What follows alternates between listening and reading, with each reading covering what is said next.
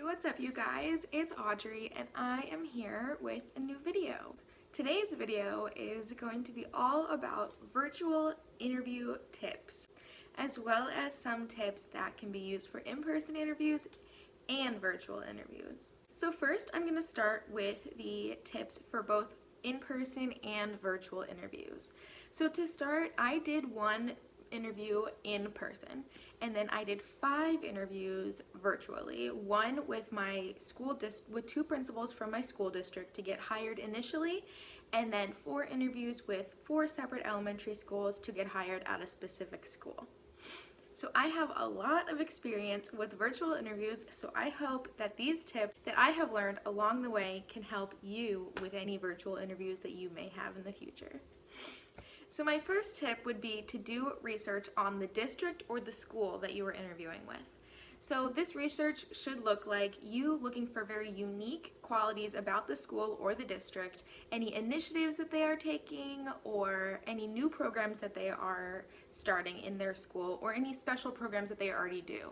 This could be social emotional learning, PBIS, STEAM lessons, anything like that.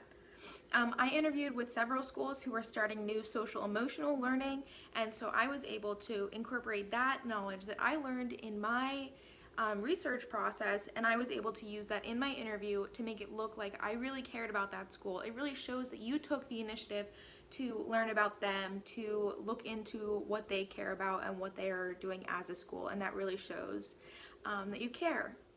My second tip would be to find practice interview questions and write brief notes about those questions that you have practiced. So that could be quickly writing down your behavior management plan, or how you would handle parents, or a student who has difficult behaviors. It could be anything like that, and write brief notes, things that you can quickly reference during your interview if you need to.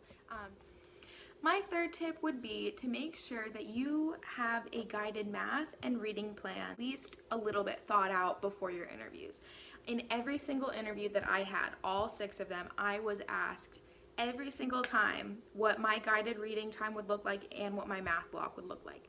Every single time without question.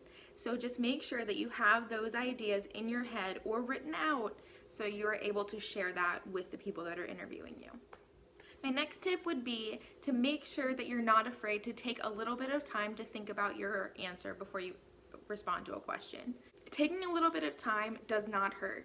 You could fill this time with, that's a really great question, or something of that sort, to sort of give yourself a time to gather your thoughts and make sure that you have your answer ready before you just start word vomiting. Because in my first interviews, that's something that I did. I did not take that time, and I would just start talking and talking and talking before I had my thoughts together. And that shows that you're not prepared well enough, or that you're nervous, stuff like that. Going off of that last tip, my next tip would be to be confident. Speak confidently no matter what environment you're interviewing in. You know, even if you're not 100% confident in your answer, speak with confidence and speak like you are confident. It adds that sense that you do know what you're talking about, even if you're not 100% sure. Also about confidence, make sure that you flaunt what you know. You know, you went to school to be a teacher, you learned to be a teacher, you've been preparing to become a teacher. Like, flaunt what you know, and make sure you just share your knowledge, share what you've learned, share what you're excited about teaching, like, share what you know. You are an expert. Think of yourself as an expert. Believe in yourself. Believe that you are an expert. You know what you're doing. And my last tip for both virtual and in-person interviews would be to make sure that you have questions prepared to ask them. Not only is this an interview of you, but you are also interviewing them. You're figuring out if this school is a good fit for you. You have to be able to ask questions that are important to you and figure out if this school is a good match. You don't want to interview with a school and get a job at a school that's not a good match for you, or you're not sure if it's a good match for you. So ask questions that are important to you. So just to reiterate, not only is the school interviewing you, but you are also interviewing them. You need to make sure that you are a good match for the school and that this school is a good match for you. The interview is going both ways, so always have a list of questions prepared to ask them at the end of the interview about things that are important to you. So now for the tips that are for virtual interviews specifically. Firstly, make sure you're looking into the camera while you are answering the questions. You don't want to be looking off at your screen like this while you're answering the question, because if you're looking into the camera, it gives that sense of eye contact, something that you don't really have if you're doing an interview virtually. So you want to make sure you're looking into the camera and not off somewhere else while you're answering a question. My next tip would be for virtual interviews to make sure your personality is shining through in your responses. That is something that's definitely difficult to do virtually, is get your personality to shine through. So make sure that you are incorporating things that are important to you and like your personality into your answers, so that the principal or the instructional designer or whoever is interviewing is able to get a sense of who you are, even if you aren't able to meet them in person. My next tip would be to dress professionally. Even if the interview isn't in person, you want to make that mindset. You want to get into that space where you are in a professional interview, and you want to make sure that you are giving yourself all of that authenticity of a real interview. My next tip would be to find a quiet and private space with a neutral background to do your interview in. You don't want any added distractions with pets or siblings or parents or significant others in the background talking or distracting you. You know, you want to make sure that you are able to focus on the questions you're being asked and your answers, and just not have any added distractions. My next tip would be to, before your interview, familiarize yourself with the interview platform, whether that be Zoom or Google Hangouts or Google Meet. Make sure that you know how to use the platform before you have to enter it for the first time in an interview. I made the mistake of not doing this, and I was a little bit late to my interview because I couldn't figure out how to get into the actual video call. So just make sure that you take a couple minutes before your interview or the day before your interview to get familiar with that website that you have. My next tip would be to practice a virtual interview with a friend before you have to do your real virtual interview. Do this through FaceTime or the platform that you're being interviewed on. That would be an added bonus. You just need to get the sense of how to act professionally through a video call. It is a lot different than you would expect, and you just want to make sure that you know how to do it before you have to do it in a real professional setting.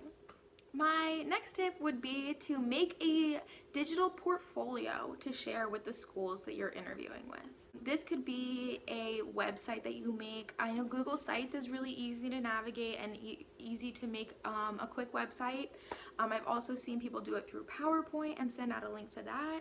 There are so many resources on YouTube and Instagram where you can see how to make a good professional teaching portfolio digitally. My last tip would just be yourself, be confident, and you're gonna rock it. That's all I have to say.